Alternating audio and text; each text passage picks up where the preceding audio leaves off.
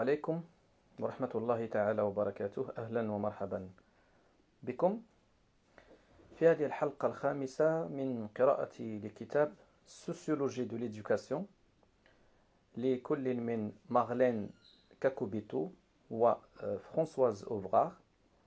كتاب يستعرض مجموعة من المسائل المتعلقة بسوسيولوجيا التربية، وخاصة تحدث عن السياق الفرنسي. إذن وصلت إلى الفصل الخامس chapitre 5. إن شاء الله تعالى سوف أقرأ، وبعدها بعد إتمام قراءة الكتاب سأحاول أن أقدم ملخصا له عبر فيديوهات. Chapitre 5. Les enseignants. Le recrutement massif d'enseignants s'impose dans les décennies de l'après-guerre. Pour faire face à l'augmentation des effectifs d'élèves dans les collèges et dans les lycées publics, le nombre des professeurs certifiés est multiplié par 4 entre 1962 et 1989. Il représente 62% des enseignants dans les lycées en 2008 et 66% dans les collèges, comme on voit sur le tableau 13. À côté des agrégés et des certifiés qui continuent d'exercer dans les 2 cycles du secondaire, les PEGC, anciens instituteurs, sont affectés après 1969 dans les premiers cycles où ils enseignent plusieurs matières. Le professorat du second degré correspond en conséquence à des qualifications, à des statuts, à des lieux d'affectation hétérogènes. De leur côté, les corps d'enseignants-chercheurs des universités ont connu une croissance spectaculaire entre 1961 et 1971, suivie d'une période de stagnation. Le recrutement a augmenté après 1988 et surtout depuis 1994, avec des disparités selon les disciplines. En outre, la part des contractuels et des professeurs du second degré s'est accrue dans les universités entre 1981 et 1992. Ces transferts de personnel du primaire au secondaire, du secondaire au supérieur, ont-ils contribué à brouiller les frontières? De fait, l'emploi générique du terme enseignant pour désigner les maîtres du second degré, comme ceux du primaire, ainsi que les enseignants du supérieur, est de plus en plus fréquent à partir des années 1960. C'est bien l'indice d'une évolution, puisque dans la première moitié du XIXe siècle, la volonté de créer et d'organiser des corps enseignants allait de pair avec l'idée d'une spécialisation correspondant à chaque ordre d'enseignement, primaire ou secondaire. Cette division qui se pose un rapport au savoir et des statuts différenciés est clairement formulée à travers le choix des dénominations qui sont aussi des titres, celles d'instituteurs ou de professeurs. Or, les instituteurs sont devenus des professeurs des écoles, tandis que les professeurs de lycée se fondent dans le groupe élargi des enseignants du second degré. Faut-il voir ici une volonté institutionnelle de traduire le rapprochement qui s'est opéré entre les objectifs du primaire et ceux du collège unique? Les changements qui affectent les positions sociales et professionnelles respectives des enseignants ainsi que leurs conditions de travail font apparaître des principes de division et des points communs qui ne correspondent plus, dans une certaine mesure, aux distinctions traditionnelles. Pour apprécier l'importance et la nature de ces transformations, il est nécessaire d'évoquer la genèse et le développement des corps enseignants. Pièce maîtresse dans l'édification d'un système d'enseignement et d'éducation publique. La naissance des corps enseignants. Éduquer, une affaire d'État.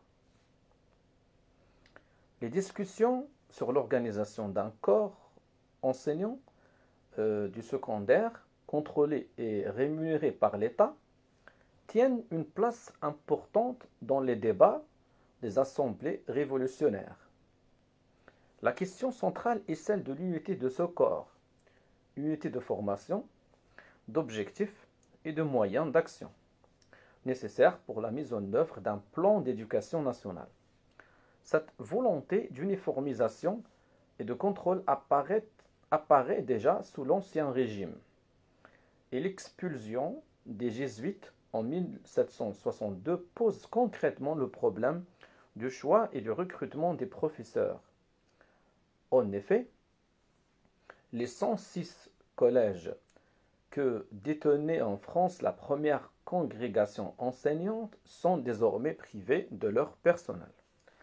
Les premières mesures révolutionnaires, comme la constitution civile du clergé, 1790, et la suppression des congrégations, 1792, remettent en question le pouvoir de l'Église et son influence sur l'éducation des citoyens. Les élus de la Révolution sont donc amenés à concevoir un corps de professeurs et un corps d'instituteurs entièrement laïques. Des maîtres pour l'école républicaine. La création d'une école normale, celle de l'an 3, 1794, concrétise l'idée d'une formation spécialisée qui serait d'abord destinée aux enseignants du primaire. Ancêtre de l'ENS, cette institution s'est vite écartée du but initial pour devenir un lieu de formation des professeurs du secondaire.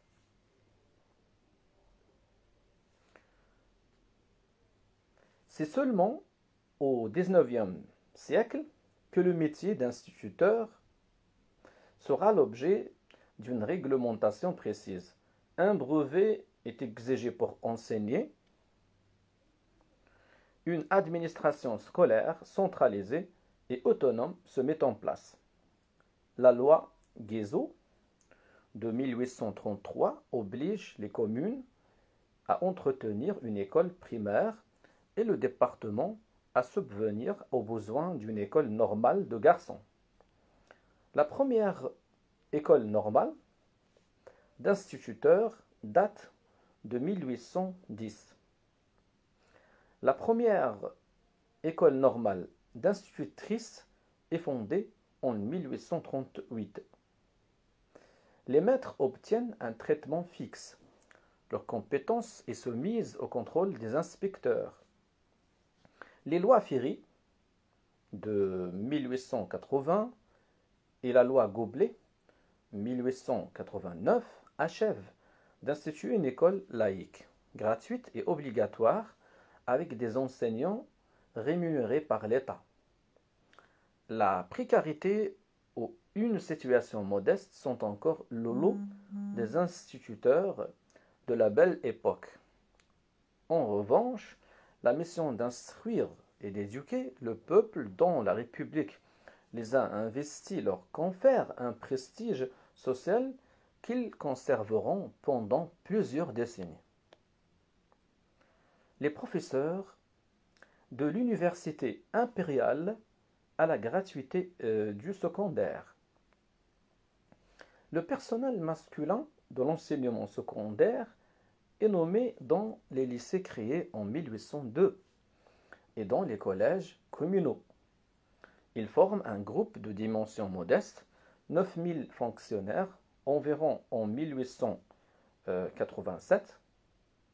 Après cette date, le recrutement s'intensifie et les professeurs ont pour la plupart fréquenté les facultés, l'élite d'entre eux étant issus de l'école normale supérieure. Les agrégés sont majoritaires dans les lycées au début du siècle. Les licenciés exerçant surtout dans les collèges, les répétiteurs, licenciés et bacheliers assument des tâches de surveillance et des heures d'enseignement. Ils sont situés au bas de l'échelle dans un corps très hiérarchisé. Toutefois, la division du travail se précise après 1914. Les surveillants d'internat et d'externat bacheliers sont dorénavant une catégorie à part qui n'accède pas aux fonctions d'enseignement.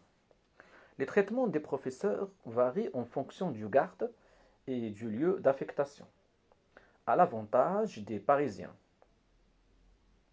Si la condition matérielle s'est améliorée entre 1880 et 1930, il est tout de même difficile pour un professeur de s'intégrer dans la bourgeoisie, étant donné les mutations fréquentes et l'absence de fortune personnelle. Avec l'avènement du lycée de jeunes filles, loi Camille C de 1880, un corps enseignant féminin est organisé à partir de 1881, année de fondation de l'école normale de Sèvres, jusqu'en 1924. L'enseignement secondaire des jeunes filles ne conduit pas officiellement au baccalauréat. Le diplôme représente une simple attestation d'études. Et les professeurs femmes sont moins spécialisés que leurs homologues masculins. Le certificat exigé pour enseigner et les agrégations correspondent à des groupes de matières, lettres ou sciences. Après 1924, réforme Léon-Bérard, le latin figure au programme des lycées féminins qui deviennent identiques à ceux des établissements masculins. Les traitements des femmes sont alignés sur ceux des hommes en 1926, mais l'assimilation reste incomplète pour ce qui est des concours d'agrégation. La plupart restent séparés jusque dans les années 1970. Le célibat caractérise un nombre élevé de professeurs femmes avant la dernière guerre et même dans les années 1950. Les travaux des historiens ont permis de nuancer l'idée d'un âge d'or des corps enseignants qui aurait précédé l'ouverture du secondaire à tous les enfants.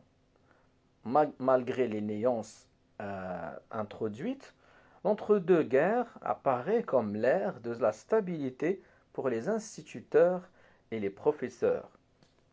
L'image du boursier qui accède au diplôme par son seul mérite, le pourcentage de bacheliers dans une génération est de 2,5% en 1931, et celle de l'instituteur, fils du peuple, symbolise la mobilité sociale et la promotion liée aux études.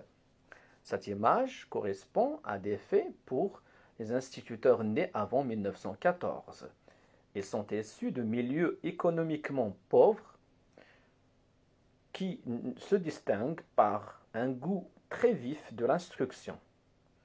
Les professeurs, à la même époque, appartiennent en majorité à des familles de salariés modestes ou moyens.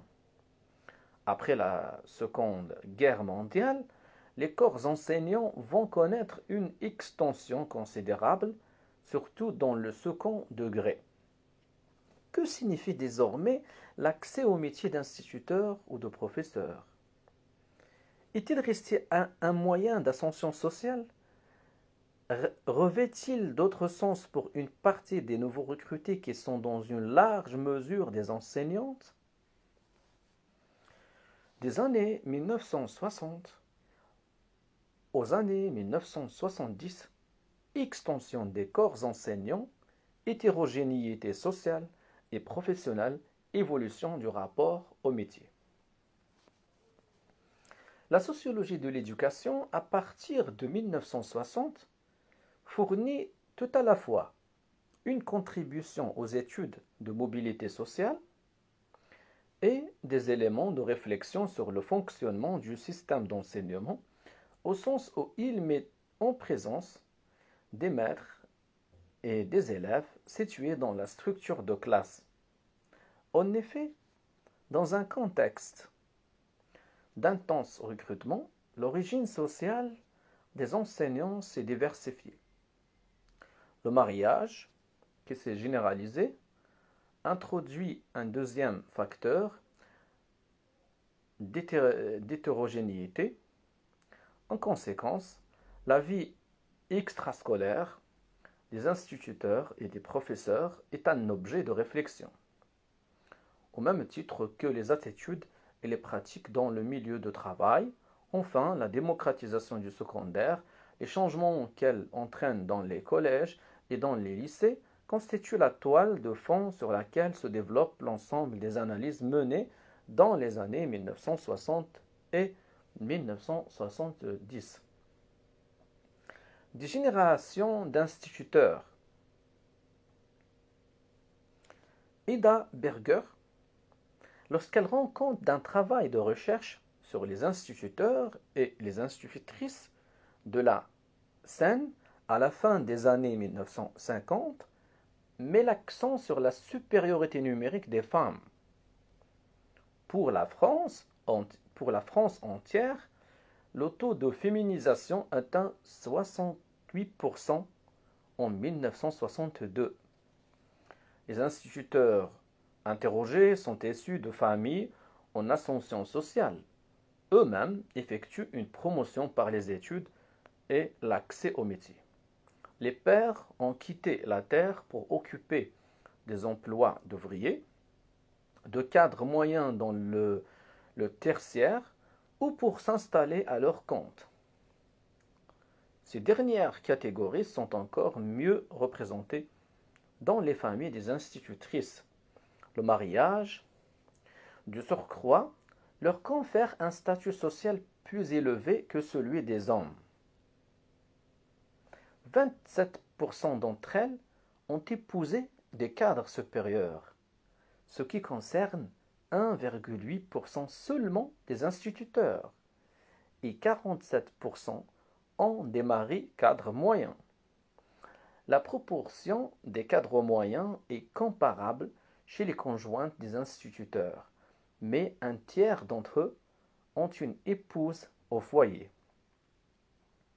Malgré l'amélioration de la situation financière comparée à celle des premières générations, une carrière dans l'enseignement primaire pour un tiers des hommes apparaît comme un pis-aller.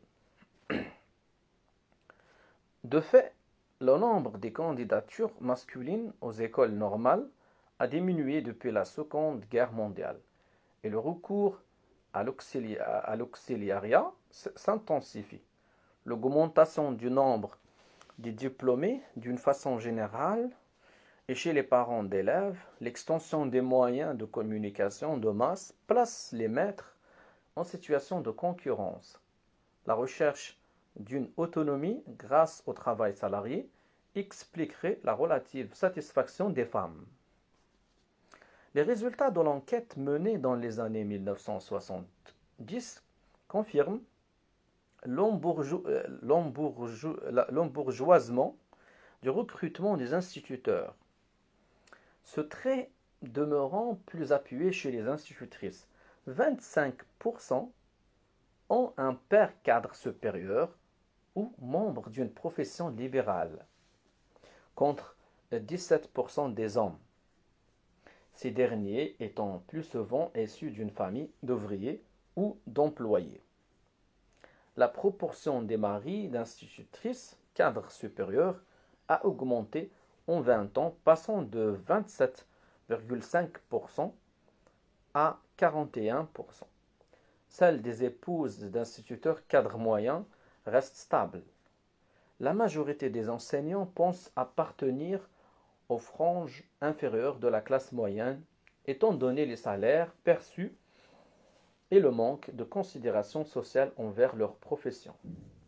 Enfin, la satisfaction a diminué chez les institutrices, ce qui laisse penser que les avantages du métier pour une femme n'arrivent plus à contrebalancer les sources de malaise dans les jeunes générations.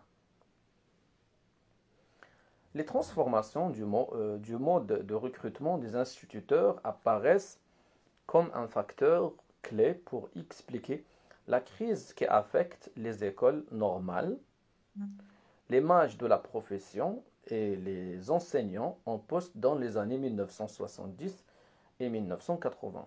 Cette crise va déboucher sur la disparition des ZEN en 1990.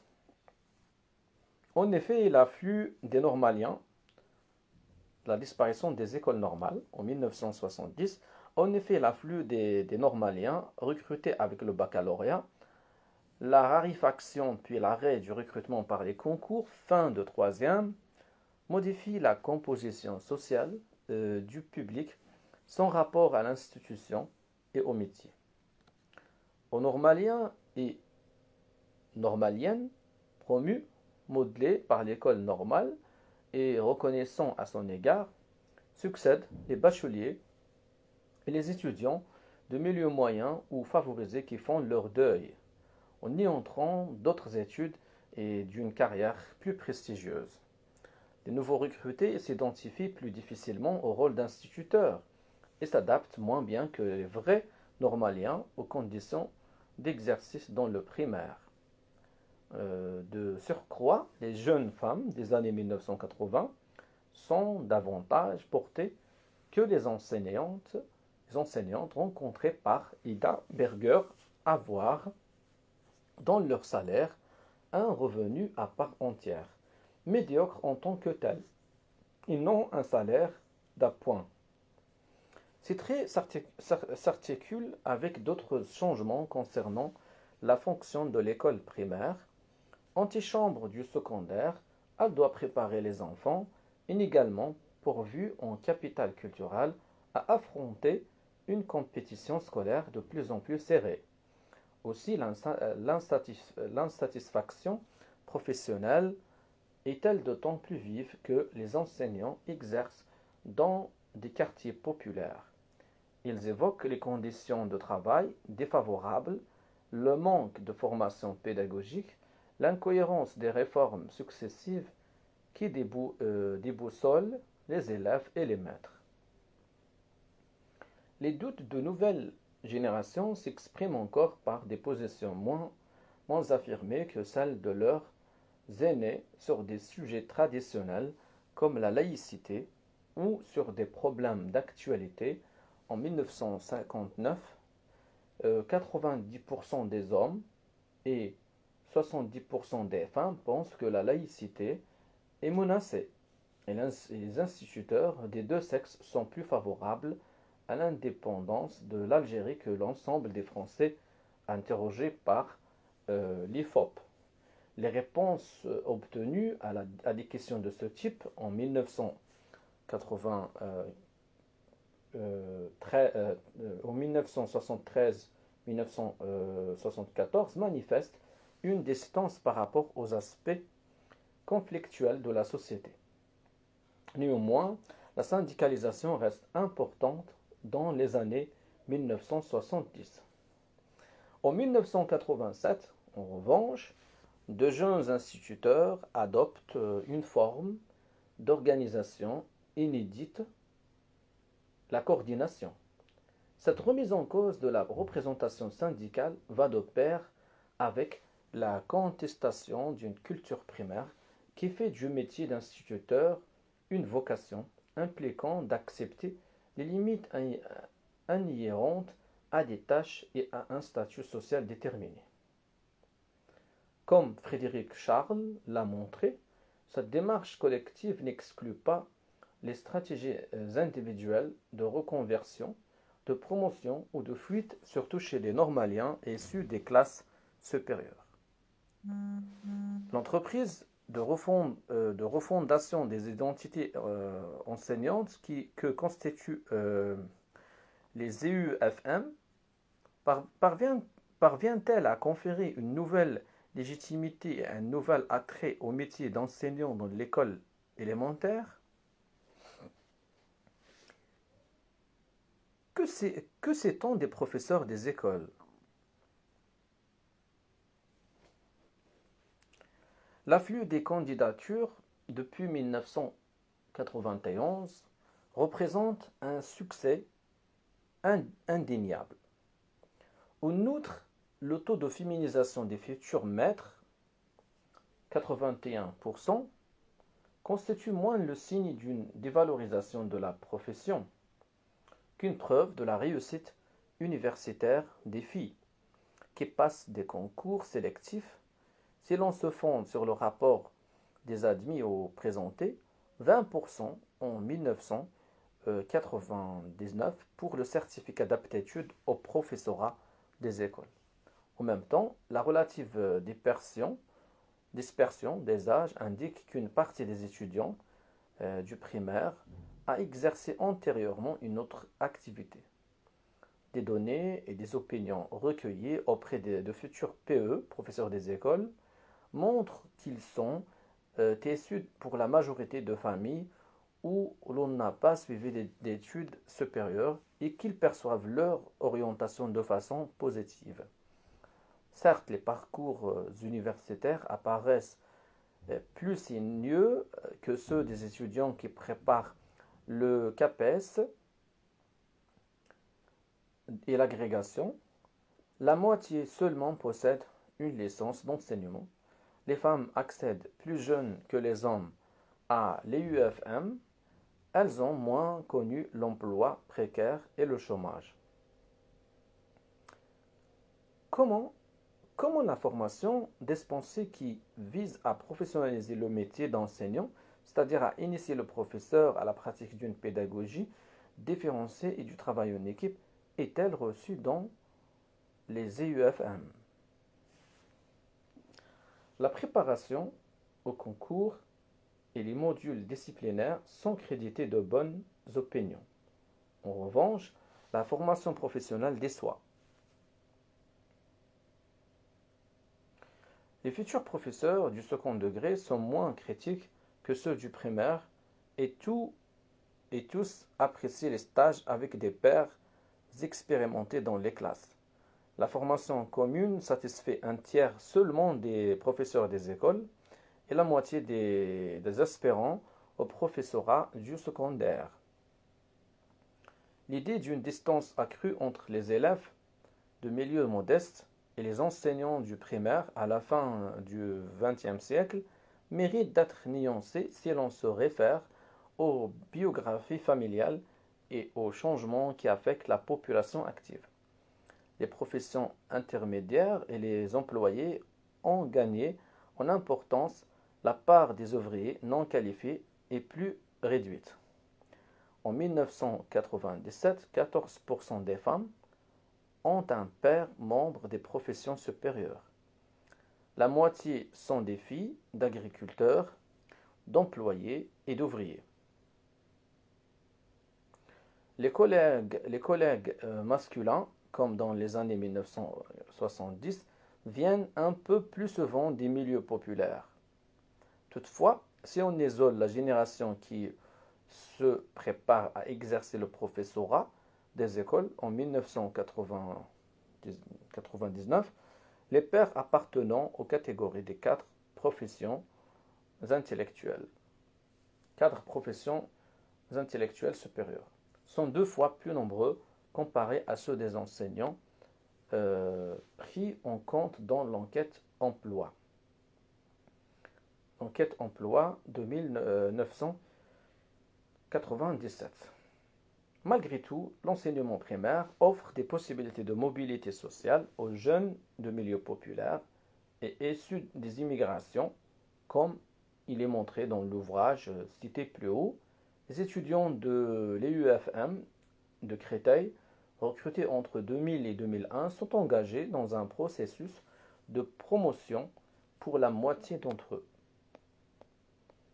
Les différences d'âge, la moitié des instituteurs ont plus de 40 ans en l'an 2000. Et de statut, plus de la moitié des enseignants du premier degré sont des professeurs des écoles. Ne crée pas de fossé entre vétérans et nouvelles recrues interrogées par la DEP. Initier les élèves aux apprentissages fondamentaux et leur donner le goût du savoir dès la maternelle, c'est l'objectif privilégié par les 2 tiers des enquêtés. Ils souhaitent donc en majorité être jugés sur leurs compétences disciplinaires. 1 tiers met l'accent sur les qualités relationnelles, un peu plus jeunes que la moyenne. Ces enseignants disent avoir choisi la profession plutôt pour ses avantages extrinsèques, temps libre, rémunération pendant les études. Seuls 20% des personnes interrogées évoquent de graves difficultés.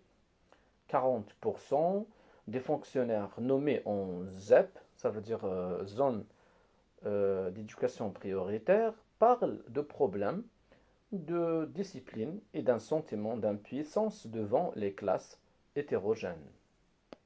Les enseignants du premier degré aiment leur métier, mais ils souffrent d'un manque de reconnaissance, à la fois matérielle et symbolique. Les résultats d'une seconde enquête menée en 2004 confirment l'intérêt pour le métier, mais un professeur des écoles sur 6 a travaillé dans un secteur autre que l'éducation avant d'embrasser la profession. 2 enseignants sur 3 disent éprouver un malaise lié à la dégradation des conditions de travail, au comportement des élèves, au déficit de reconnaissance en termes de salaire, notamment compte tenu de la qualification, des responsabilités et de la diversité des tâches dont le volume s'accroît. Les professeurs du second degré, héritiers et nouveaux venus. Appréhendé d'un point de vue sociologique, le groupe des professeurs du secondaire s'est se livrer d'abord à un travail de définition. En effet, le CAPES double l'agrégation à partir de 1950 et de nombreux auxiliaires occupent des postes dans les lycées sans avoir nécessairement les diplômes requis, c'est-à-dire une licence complète d'enseignement. Le taux d'auxiliariat est particulièrement élevé au début des années 1970. C'est aussi l'époque où la féminisation atteint son apogée avec des disparités selon la discipline et le grade. La proportion des enseignantes chez les agrégés s'est élevée à 56% en 1978. Elle atteint 51% en 2008. En outre, la création des CES en 1963 et la multiplication des baccalauréats technologiques dans les lycées polyvalents entraînent une diversification des postes sur lesquels peuvent être nommés des spécialistes d'une discipline de l'enseignement général ou technique long. En conséquence, les professeurs du secondaire ne sont plus des professeurs de lycée, mais des enseignants de type lycée, qui exercent pour une part d'entre eux uniquement dans le premier cycle. La répartition des 2 cycles du secondaire dans des lieux distincts, CES et lycée, CES ça veut dire les collèges, se généralise dans la première moitié des années 1970. Des professeurs de type collège sont recrutés jusqu'en 1986. Enfin, si l'on considère le second degré dans son ensemble, on trouve d'autres catégories comme les PLP, ça veut dire les professeurs de lycée professionnel, anciennement appelé PEG, ça veut dire professeur de lycée, professeur d'enseignement général, ou bien PEPP, PETT, pour l'enseignement pratique professionnel aux techniques théoriques. Lucie Tongai a consacré une étude au PEPP, ça veut dire professeur de l'enseignement pratique professionnel, anciens ouvriers pour une part d'entre eux, dans les établissements du second degré long, les professeurs agrégés se maintiennent à côté des certifiés, même s'ils ne représentent que 27% des enseignants qui exercent dans le second cycle en 2008. Un niveau élevé de spécialisation dans les disciplines enseignées reste valorisé dans le système français et les classes préparatoires établies dans les lycées font le lien entre le secondaire et le supérieur. Jean-Michel Chapouli met l'accent sur la part prépondérante des catégories socioprofessionnelles moyennes et supérieures chez les pairs des professeurs en exercice vers 1970. Le phénomène étant plus net encore dans le cas des agrégés et des femmes. En même temps, certaines fractions des classes dominantes, industrielles, gros commerçants, professions libérales, sont peu représentées pendant que les enfants d'employés, de cultivateurs et d'ouvriers forment 25% du groupe. Dans les familles les mieux dotées en capital culturel et qui bénéficient d'une aisance financière, ce sont les filles qui s'orientent vers le professorat, type lycée, dans les années 1970. Les fils se dirigent vers le secteur privé, s'inscrivent dans les facultés de droit et de médecine. 20 ans plus tard, la répartition sexuée dans les filières d'études et les professions perdurent. Les ingénieurs ne comptent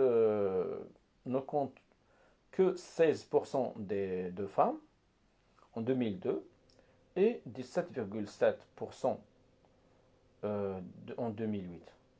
Néanmoins, les bonnes élèves issus d'un milieu favorisé ne se dirigent plus systématiquement vers le professorat du secondaire. Le supérieur, la magistrature et les professions libérales offrent une alternative. Cette évolution n'entraîne pas pour autant une baisse de l'origine sociale. Les femmes enregistrent de bonnes performances au concours externe dans les disciplines masculines, comme la philosophie et les sciences physiques, ce qui tient vraisemblablement à une sursélection des candidates. Les professeurs femmes, comme les institutrices, se distinguent de leurs collègues masculins par le mariage.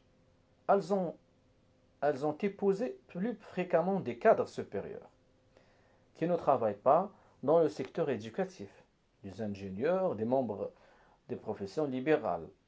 Les revenus et les modes de vie sont donc assez divers.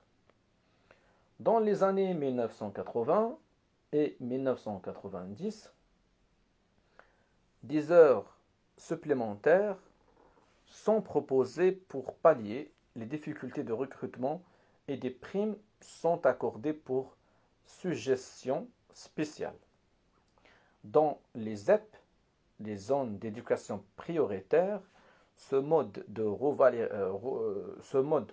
revalorisation des salaires remet en question la forme traditionnelle de différenciation des carrières où la localisation du poste n'est pas prise en compte. Certes, les rémunérations annexes créent des différences entre professeurs dont l'âge et le grade sont comparables, mais l'idée selon laquelle plus on monte dans la hiérarchie et plus on bénéficie appelle quelques réserves. En outre, entre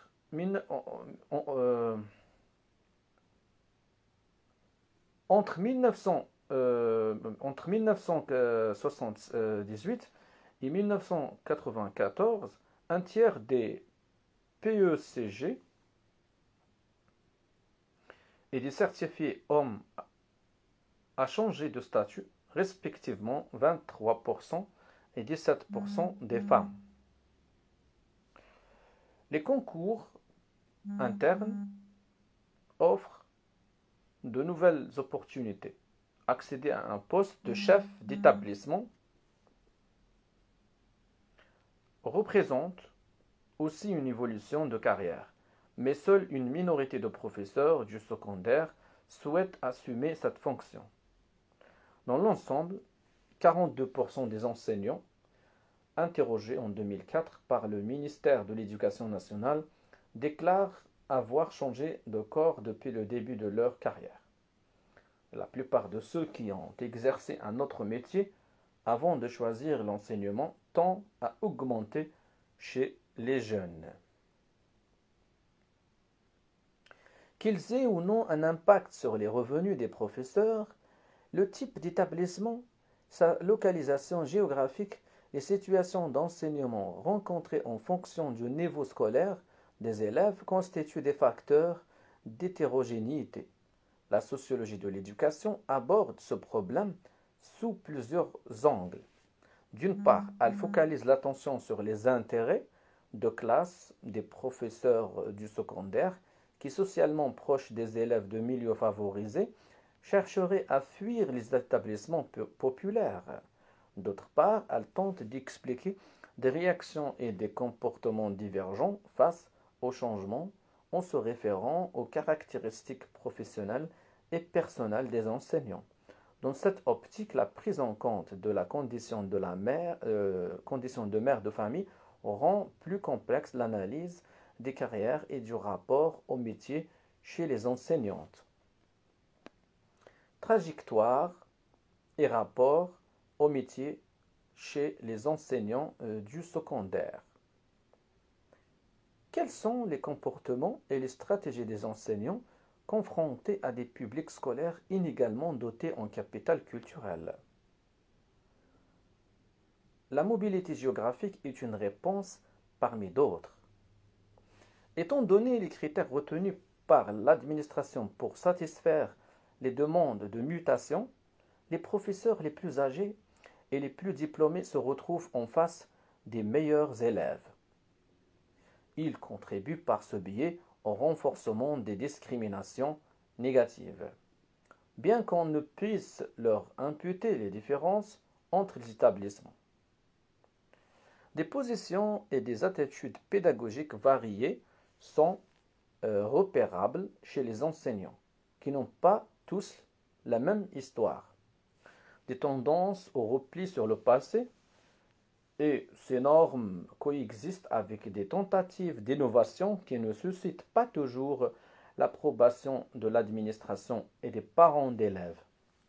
Selon Jean-Michel Chapouly, le conservatisme social et scolaire est plutôt le fait des hommes les plus âgés, qui se sont hissés difficilement au sommet de la hiérarchie. Les femmes qui ont des cursus similaires expriment des opinions plus libérales, le professorat demeurant pour elles un engagement positif. Trop heureuse, autrement dit, d'avoir trouvé un débouché dans l'enseignement et une position de titulaire, elles s'accommodent du changement, même dans ces aspects problématiques. Cependant, l'investissement professionnel, dont les manifestations sont diverses, refus du temps partiel, innovation pédagogique, préparation d'un concours, fait partie d'une stratégie de résistance face aux demandes de la sphère privée chez des enseignants dont la carrière a subi des retards en raison de leur implication dans la vie familiale. En résumé, la reconstitution des trajectoires permet de saisir les dynamiques d'adaptation au poste.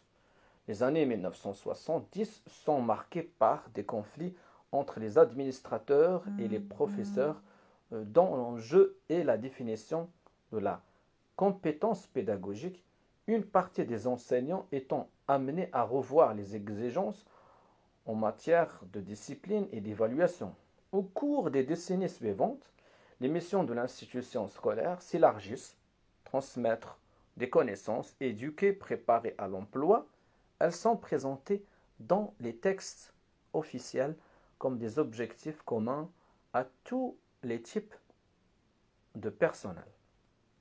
Si les enseignants du secondaire portent un regard positif sur leur métier, 60% d'entre eux pensent que leur image s'est dégradée dans une société qui sous-estime leurs difficultés.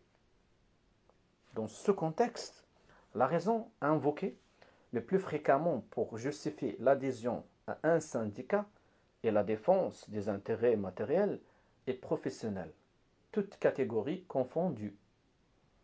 Le rapport Pochard 2008 mentionne à ce propos que les salaires statutaires des enseignants du public en France seraient inférieurs de près de 20% à la moyenne des pays de l'OCDE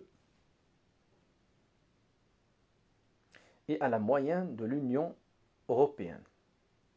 Cependant, les mouvements de protestation depuis les années 1990 ont surtout pour enjeu les difficultés à accomplir une mission auprès des élèves dont l'avenir est le moins assuré. Dans les collèges, à la périphérie des grandes villes et dans les lycées professionnels. Ces thèmes prennent une acuité particulière étant donné les mesures de restriction budgétaire, les manifestations sporadiques de violence dans certains établissements, les attentes des parents qui n'ont pas d'autre choix que de miser sur les équipements scolaires de leur quartier. Cela expliquerait d'ailleurs le soutien qu'ils apportent aux enseignants pendant les mouvements de grève. Le thème du malaise des enseignants est repris par des sociologues qui utilisent la notion de souffrance au travail empruntée à la psychologie et à la psychodynamique du travail. Ils analysent la construction de l'enseignant en difficulté au sein de l'institution scolaire et le traitement qui lui est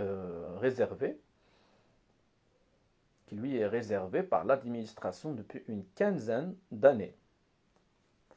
Les enseignants du supérieur ont un système de hiérarchie complexe et mouvant. Comment les autres catégories d'enseignants, ceux du supérieur, ont vu leurs effectifs augmenter, comme les autres catégories d'enseignants, ceux du supérieur ont vu leurs effectifs augmenter de façon spectaculaire au cours des dernières décennies. Bien que la féminisation ait progressé depuis les années 1960, la part des femmes en 2001 reste limitée chez les maîtres de conférences, ça veut dire à l'université. 37,6% contre 32,7% des ans auparavant. Ça veut dire la part des femmes en tant que professeur ou bien maître de conférence à l'université est très faible dans le corps des professeurs, 15% contre 10,7%. Voilà, donc les maîtres de conférence et les professeurs. Il y a une différence entre un maître de conférence qui donne des cours à l'université et un professeur qui a un statut d'un professeur à l'université. Les hommes occupent majoritairement les positions de pouvoir en 2008, puisqu'ils représentent plus de 80% des professeurs des universités en 2008. Ces enseignants forment un groupe hétérogène, étant donné les particularismes qui régissent dans chaque spécialité, l'accès aux postes et les modalités de promotion. Les juristes et les économistes, par exemple, peuvent accéder à un poste de professeur en passant un concours d'agrégation, très sélectif. Dans d'autres disciplines, une procédure de cooptation est utilisée après l'examen du dossier des candidats ayant les titres requis pour postuler. L'organisation et le contrôle du recrutement ainsi que le suivi des carrières font donc partie des responsabilités, des tâches et des pouvoirs dévolus aux universitaires.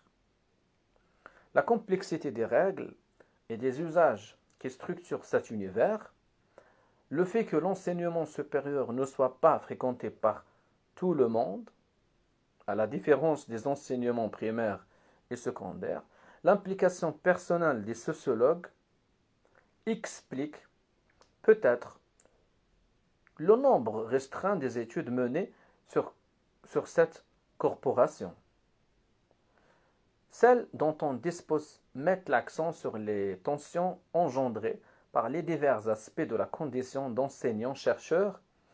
Mener de front des activités d'enseignement et de recherche suppose une gestion compliquée du temps et des lieux et la capacité d'articuler des tâches, des compétences, des intérêts hétérogènes ressentis parfois comme incompatibles.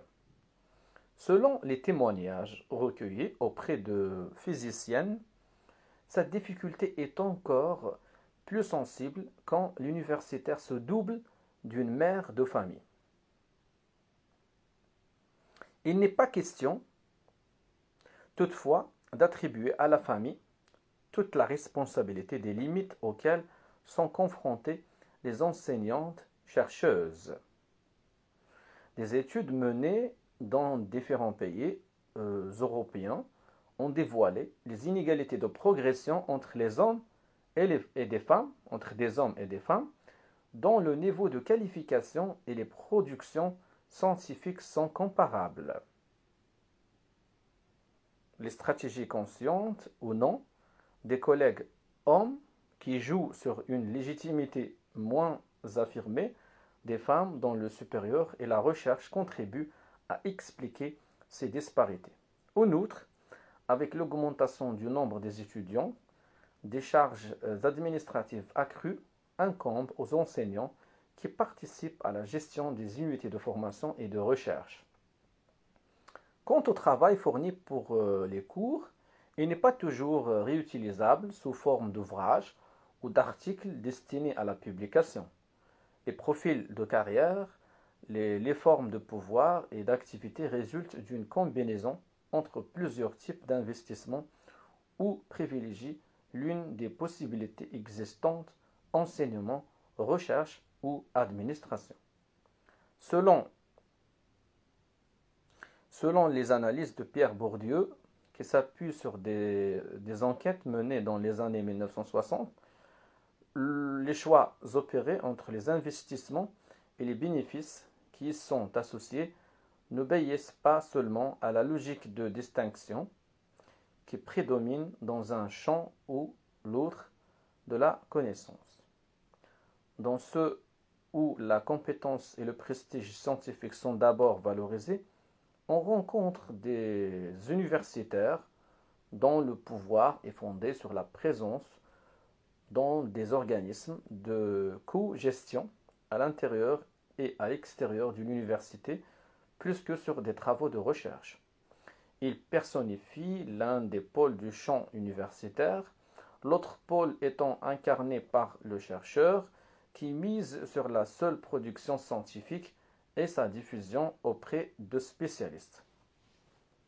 Ces choix professionnels ne sont pas indépendants des caractéristiques sociales des individus.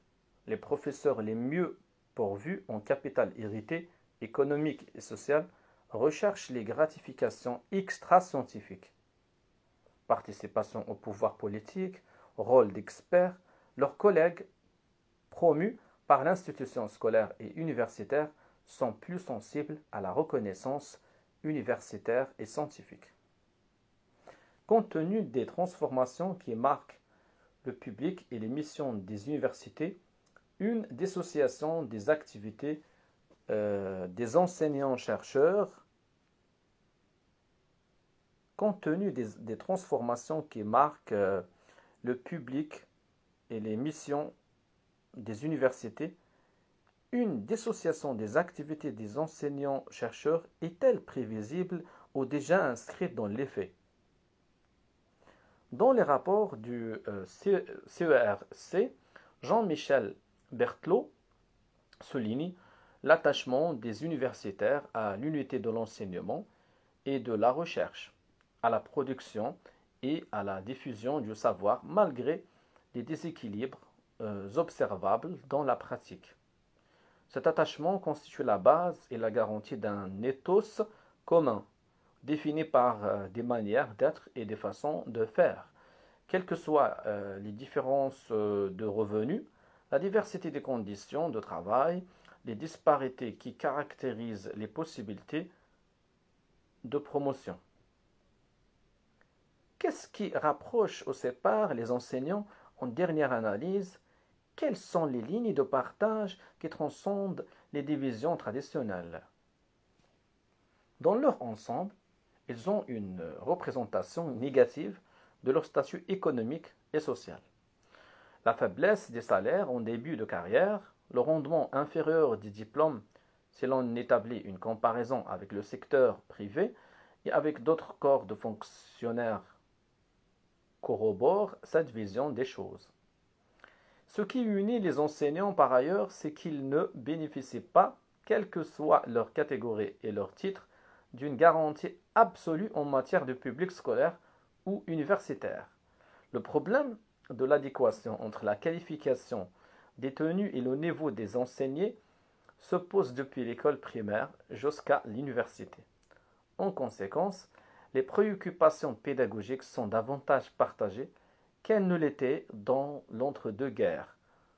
Des lieux et des groupes protégés subsistent, collèges et lycées tranquilles, classes préparatoires, filières d'excellence, pendant que dans certains établissements, le métier devient impossible à exercer.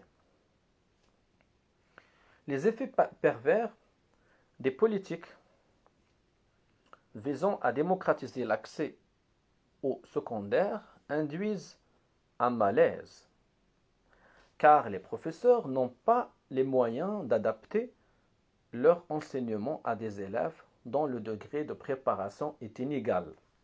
En outre, ils ont le sentiment que le passage d'une classe à l'autre dépend de moins en moins des résultats scolaires. Cette fuite en avant induit un sentiment de culpabilité chez les enseignants. Les parents de milieux modestes ont du mal à comprendre le fonctionnement de l'école et les élèves, bien qu'ils se sentent valorisés par la poursuite d'études longues, ont conscience de leurs difficultés. La tentation existe d'institutionnaliser les différences et les inégalités dans les supérieurs notamment. Des enseignants secondarisés sont affectés dans les premiers cycles avec des services d'enseignement qui excluent en principe les activités de recherche. Dans le secondaire et dans le primaire, des postes à profil iraient de pair avec des établissements très différenciés. Des études montrent cependant que la concentration des difficultés dans certains collèges décourage les professeurs les plus impliqués dans l'innovation pédagogique. وبه أصل إلى نهاية الشابتر 5 حول الأساتذة les enseignants بمختلف أقسامهم في فرنسا. الفصل السادس سيكون حول du rapport pédagogique à l'espace éducatif من العلاقة البيداغوجية إلى الفضاء التربوي. وكما أشرت سابقا فسوف بعد أن أنهي الكتاب سوف أحاول أن ألخص أهم ما جاء فيه وأعمل فيديو لشرحه باللغة العربية إن شاء الله تعالى.